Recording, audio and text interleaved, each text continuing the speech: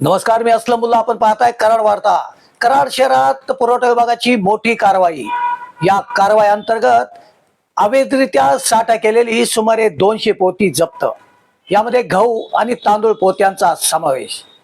कराड लगत असणाऱ्या वाखान रोड परिसरात एका बंदिस्त शेडमध्ये अवैधरित्या 200 पोत्यांचा साठा करण्यात आला होता. याची खास गोपनीय माहिती पुरवठा विभागाला मिळाल्यानंतर पुरवठा विभागाने आज 29 मार्चला सकाळी या ठिकाणी छापा मारलाय. या छाप्यात सुमारे 200 पोती ताब्यात घेण्यात आले आहेत.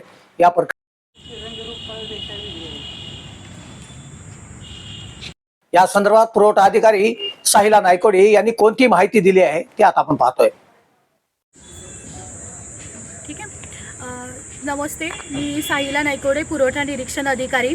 आज दिनांक 29 मार्च 2026 रोजी सकाळी 9 वाजता मला खबर लागली की वाखन रोड येथे एका शेडमध्ये सार्वजनिक वितरण व्यवस्थेअंतर्गत वितरण होणारा गहू व तांदळाचा साठा आहे.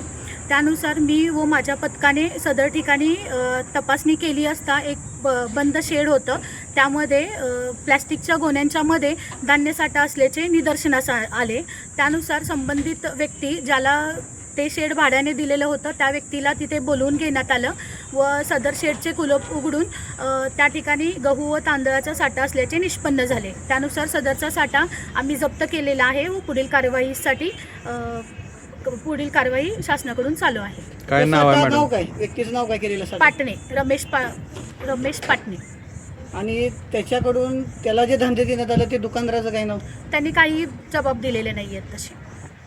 त्याला अटक करण्यात आली.